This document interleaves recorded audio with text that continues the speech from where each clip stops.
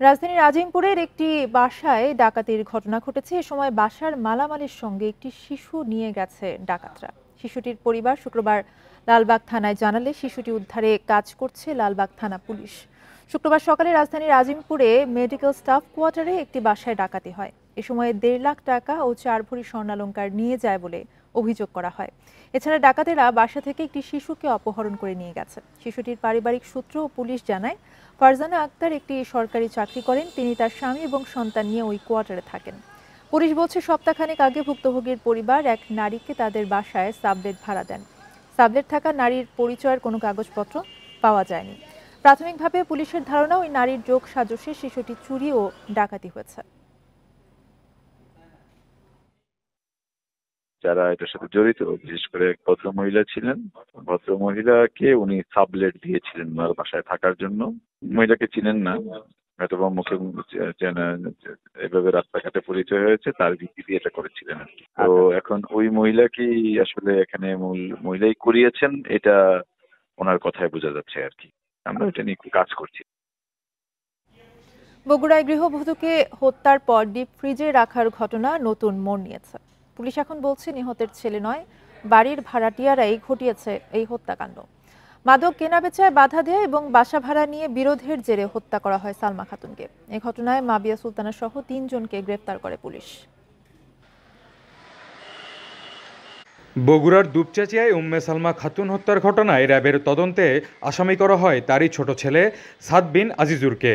মঙ্গলবার সংবাদ সম্মেলনে জানানো হয়, প্রেম ও হাত খরচের টাকার জন্য নিজের মাকে হত্যা করে ডাকাতির নাটক সাজায় সে।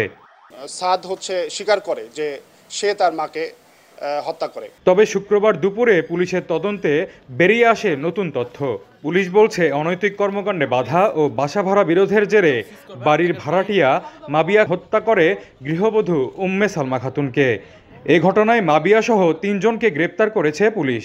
উদ্ধার করা হয় রাউটার। এছাড়া মাবিয়ার বাসা থেকে মেলে বাড়ির মালিক নিহত সালমার ফ্ল্যাটের চাবি। এই ঘটনায় নিহতের স্বজনেরা জানান, র্যাব সুষ্ঠু তদন্ত না করেই আসল অপরাধীদের বাদ দিয়েছে। সন্তানকে অভিযুক্ত করে মানহানিসহ দেশ বিদেশে মিথ্যা খবর ছড়িয়েছে, যা ক্ষমার অযোগ্য। রিমান্ডে থাকা ছোট ছেলে সাদের মুক্তির দাবিও জানান তারা। আমাদের কখনো এটা কল্পনাও করা কঠিন যে আমার নিজের ভাই, আমার মায়ের সবচেয়ে প্রিয়, সে এমন কাজ করতে পারে। আমরা চাই এটার সুষ্ঠু তদন্ত আরো হোক এবং সুষ্ঠু বিচার হোক। আমার ভাগনা যেহেতু কিছুই করেনি, তাকে নির্দোষ খালাস মুক্তি দেওয়া হোক। 7 মাস আগে বাসা ভাড়া নেন মাবিয়া। গত 3 মাস ধরে ভাড়া পরিশোধ করেননি বলে জানান নিহতের স্বজনেরা। জজিফ হোসেন, ইন্ডিপেন্ডেন্ট নিউজ, বগুড়া। রাজধানী ধানমন্ডিতে প্রবাসী চিকিৎসক হত্যার ঘটনায় এখনো কেউ আটক হয়নি। সিসিটিভি ফুটেজ বিশ্লেষণ করে জড়িতদের চিহ্নিত করার চেষ্টা করছে পুলিশ। চুরি নাকি অন্য কোনো উদ্দেশ্যে হত্যাকাণ্ড, তাও খতিয়ে দেখছে পুলিশ। শুক্রবার ভোরে এই ঘটনা ঘটে। বৃহস্পতিবার দিন শেষে রাত 2:30টার ঘটনা। রাজধানীর ধানমন্ডির 8/A রোডের এই 5তলা বাড়িতে প্রবেশ করে মুখে মাস্ক পরা 3 যুবক। তখন ঘুম থেকে উঠে নামাজের প্রস্তুতি নিচ্ছিলেন যুক্তরাজ্য প্রবাসী ডাক্তার AKM আব্দুর রশিদ। পরে 3 যুবক ডাক্তার আব্দুর রশিদ ও তার স্ত্রীকে জিম্মি করে। বাধা দিলে আব্দুর রশিদকে কুপিয়ে গুরুতর আহত করে তারা। আঘাত করা হয় তার স্ত্রীকেও। না কয়জন ছিল না, আমি একটা ফিগার খালি দেখছি। আমি বলি না অন্ধকারে, আমি আরো মনে করছি সে এইখানে ঘুরতেছে, বাথরুমটা ভুল করছে। তারপরে দেখে আমার উপর ঝাঁপায় পড়লো। চিৎকার শুনে ভাড়াটিয়া ও পাশের বিল্ডিংয়ের লোকজন এগিয়ে এলে দ্রুত পালিয়ে যায় 3 যুবক। পরে গুরুতর আহত অবস্থায় আব্দুর রশিদকে হাসপাতালে নেওয়া হলে চিকিৎসক মৃত ঘোষণা করেন। লন্ডন প্রবাসী, ওনারা লন্ডনে যাওয়া আসা করেন সবসময়। এখন বোধহয় 10 কি 12 দিন আগে ওনারা বাংলাদেশে আসছিলেন লন্ডন থেকে। তো ওনারা এইখানেই থাকেন, হাজব্যান্ড ওয়াইফ। ওনারা দে আর কালচার্ড উইথ লন্ডন। ওনারা বাসায় কিছু রাখেন না, হয়তো হার্ডলি 5000 টাকা রাখবেন, কিন্তু gold and everything will be in the bank locker.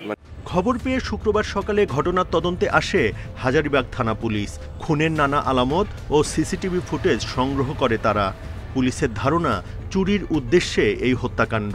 আমরা আশেপাশে যে সিসিটিভি ফুটেজ আছে সেগুলো কালেক্ট করার চেষ্টা করছি এবং আমরা বোঝার চেষ্টা করছি যে আসলে যারা ঘটনাটি ঘটিয়েছে বা যারা এর সাথে জড়িত তারা কোন দিক দিয়ে এসছে বা তাদের দৈহিক গড়ন এগুলো আমরা আইডেন্টিফাই করার ট্রাই করছি। এটা ইনভেস্টিগেশন অনগোয়িং, সো এই বিষয়ে আসলে দুঃখিত যে এবং এখন পর্যন্ত আসলে কাউকে অ্যারেস্ট করা যায় নাই, আমরা শনাক্ত করার চেষ্টা করছি আর কি।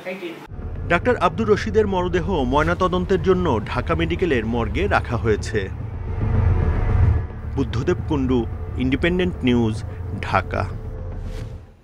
রাজধানীর হাজারীবাগে বখাটে কিশোর চক্রের ছুরিকাঘাতে আহত এক কিশোরের মৃত্যু হয়েছে ঢাকা মেডিকেলে। বৃহস্পতিবার সাইকেল চুরি করতে আসা কিশোরদের ধাওয়া করতে গিয়ে তাদের ছুরিকাঘাতে আহত হয় কিশোর শাহাদাত হোসেন শান্ত। শুক্রবার সকালে ঢাকা মেডিকেলে মৃত্যু হয় তার। পুলিশ জানায় ছুরিকাঘাতের পর আহত শান্তকে হাসপাতালে ভর্তি করা হয়, তবে চিকিৎসাধীন অবস্থায় শুক্রবার সকালের দিকে তার মৃত্যু হয়। এই বিষয়ে নিহত শান্তর বাবা আফজাল হোসেন জানান, বৃহস্পতিবার রাত 11:30টার দিকে স্থানীয় বখাটে কিশোর চক্রের 5-6 জন সদস্য হাজারীবাগ এলাকায় সাইকেল চুরি করতে গেলে এলাকাবাসী তাদের দেখে ধাওয়া দেয়। তার ছেলে শান্ত এলাকাবাসীর সাথে চোরদের ধরতে দৌড়ে যায়। এক পর্যায়ে চুরি করতে আসা কিশোররা শান্তর বুকে ছুরিকাঘাত করে পালিয়ে যায়। তাকে উদ্ধার করে রাতেই ঢাকা মেডিকেলে ভর্তি করা হয়। শান্ত হাজারীবাগ লেন এলাকার বাসিন্দা।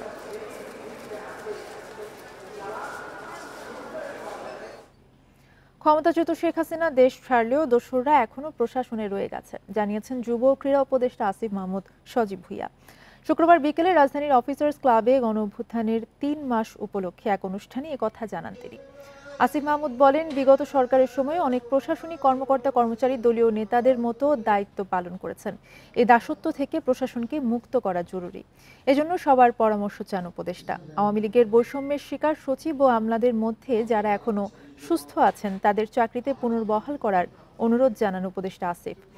আরও বলেন, জনকল্যাণমুখী কার্যক্রমে আমলাতান্ত্রিক জটিলতা রাখা হবে না। এছাড়া রাজনৈতিক দলগুলোকেও ছাত্র জনতার আন্দোলনের চেতনা ধারণের আহ্বান জানান তিনি। ক্ষমতায় থাকার কারণে প্রশাসনে ফ্যাসিবাদের দোসরদের শিকড় অনেক গভীর পর্যন্ত পৌঁছত। আমরা তো সচিব পর্যায়ে পরিবর্তন করছি, এডিশনাল সেক্রেটারি পর্যায়ে পরিবর্তন করছি, বিভিন্ন অধিদপ্তরের ডিজি পরিবর্তন করছি, কিন্তু প্রত্যেকটা অফিসের কেরানি পর্যন্ত ফ্যাসিবাদের দোসর। পরিবারতন্ত্র ও সন্ত্রাসবাদ থেকে বেরিয়ে আসতে আগামী নির্বাচনে তরুণদের ব্যালট বিপ্লবের আহ্বান জানিয়েছে জাতীয় নাগরিক কমিটি। গণঅভ্যুত্থানের 100 দিন উপলক্ষে কেন্দ্রীয় শহীদ মিনারে আয়োজিত সমাবেশে এই আহ্বান জানানো হয়। পাশাপাশি বিতর্কিত ব্যক্তিদের উপদেষ্টা পরিষদ থেকে অপসারণের দাবিও জানানো হয়। ছাত্র জনতার আন্দোলনের মুখে গত 5 আগস্ট ক্ষমতাচ্যুত হয় আওয়ামী লীগ সরকার। 8 আগস্ট গঠিত হয় অন্তর্বর্তী সরকার। কেন্দ্রীয় শহীদ মিনারে গণঅভ্যুত্থানের 100 দিন উপলক্ষে এই আয়োজন করে জাতীয় নাগরিক কমিটি। এতে বক্তারা বলেন, সরকার জুলাই আগস্ট আন্দোলনকে প্রশ্নবিদ্ধ করছে। বিতর্কিত লোককে উপদেষ্টা বানিয়ে আমাদের আন্দোলনকে প্রশ্নবিদ্ধ করছে। কেন করছে? কেন আজকে আহত নিহত পরিবাররা সঠিক মর্যাদা পাচ্ছেন না? এই আন্দোলনের যারা স্টেক হোল্ডার আছে তাদের সাথে পরামর্শ করেছেন কিনা? অনতি বিলম্বে এই যারা উপদেষ্টা আছেন বিতর্কিত তাদের বিরুদ্ধে ব্যবস্থা নেবেন। শহীদ ও আহতদের পরিবার পর্যাপ্ত সহায়তা পাচ্ছে না উল্লেখ করে বক্তারা বলেন, রাষ্ট্র সংস্কারে সবাইকে সোচ্চার থাকতে হবে। প্রত্যেকটি শহীদ পরিবারের একজন সদস্যদেরকে আর্থিক ব্যবস্থা এবং তাদেরকে কর্মসংস্থানের ব্যবস্থা করে দিয়ে সেই শহীদ পরিবার পাশে সরকারকে অতি দ্রুত দাঁড়াতে হবে। তো আমার মনে হয় যে আমাদেরকে এখন পর্যন্ত লড়াই চালিয়ে যেতে হবে, যেন আমরা ভবিষ্যতে একটা ফ্যাসিজম মুক্ত একটা সুন্দর একটা রাষ্ট্র আমরা গঠন করতে পারি। প্রশাসনের বিভিন্ন স্তরে এখনো ফ্যাসিবাদের দোসররা রয়েছে উল্লেখ করে নাগরিক কমিটির আহ্বায়ক বলেন, আওয়ামী লীগের বিচার ঠেকাতে তৎপর তারা। বিভিন্ন রাজনৈতিক দলের কার্যক্রম গণঅভ্যুত্থানকে প্রশ্নবিদ্ধ ও বিতর্কিত করছে উল্লেখ করে ভোট বিপ্লবের ডাক দেন তিনি। আপনাদের হাতে ক্ষমতা তুলে নিন, এই ক্ষমতার মাধ্যমে আগামীর যে ব্যালট বিপ্লব হবে সেই বিপ্লবে এই সকল লুটেরা, চাঁদাবাজ, মাস্তান, মাফিয়াতন্ত্র, পরিবারতন্ত্র তাদেরকে বাংলাদেশে তাদের কবর রচনা করুন। এ সময় গণকমিশন গঠন করে আওয়ামী লীগ ও তাদের দোসরদের বিচারের দাবিও জানায় জাতীয় নাগরিক কমিটি। আমাদের শাহাদাত ফরাজি সাকিব। বন ইবনে কামাল, ইন্ডিপেন্ডেন্ট নিউজ, ঢাকা। বিদেশি শক্তিকে ভুল বুঝিয়ে আবারও ক্ষমতায় আসার স্বপ্ন দেখছে ফ্যাসিস্ট আওয়ামী লীগ। বিকেলে মাওলানা ভাসানীর ৪৮তম মৃত্যুবার্ষিকী উপলক্ষে গণসংহতি আন্দোলনের কেন্দ্রীয় সমাবেশে অভিযোগ তোলেন দলটির প্রধান সমন্বয়কারী জোনায়েদ সাকি। সমাবেশে সাকি বলেন, অন্তর্বর্তী সরকার এখনও আইন শৃঙ্খলা পরিস্থিতির উন্নতি ঘটাতে পারেনি। দ্রব্যমূল্য কমাতে দ্রুত ব্যবস্থা নেওয়ার পাশাপাশি দ্রুত পরবর্তী নির্বাচনের রোডম্যাপ ঘোষণার দাবি তোলেন সমাবেশের বক্তারা। বলেন, স্বৈরাচার বিদায় হলেও এখনও মানুষের মনে স্বস্তি ফেরেনি। জনতার অধিকার আদায় না হওয়া পর্যন্ত স্বস্তি ফিরবে না বলেও মন্তব্য করেন তারা।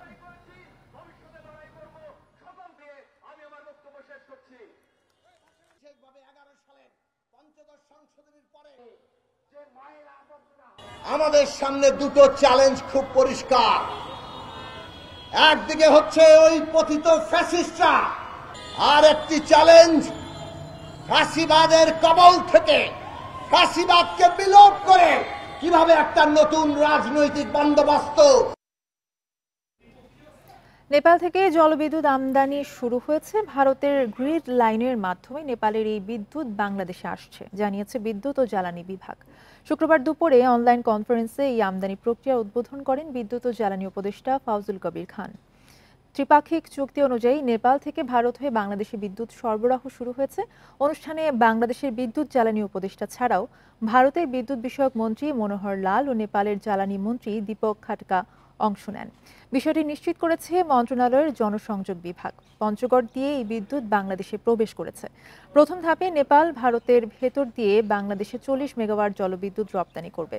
প্রতি ইউনিট বিদ্যুতের দাম নির্ধারণ করা হয় 6.4 সেন্ট বাংলাদেশি মুদ্রায়, যা প্রায় 7.5 টাকা। চলতি বছরের মে জুনে নেপালের তৎকালীন প্রধানমন্ত্রী পুষ্পকমল ভারত সফরে বাংলাদেশে জলবিদ্যুৎ সরবরাহের বিষয়ে ত্রিপক্ষীয় চুক্তির ঘোষণা দিয়েছিলেন। এই ছিল এখনকার সংবাদের সাথে থাকার ধন্যবাদ সবাইকে।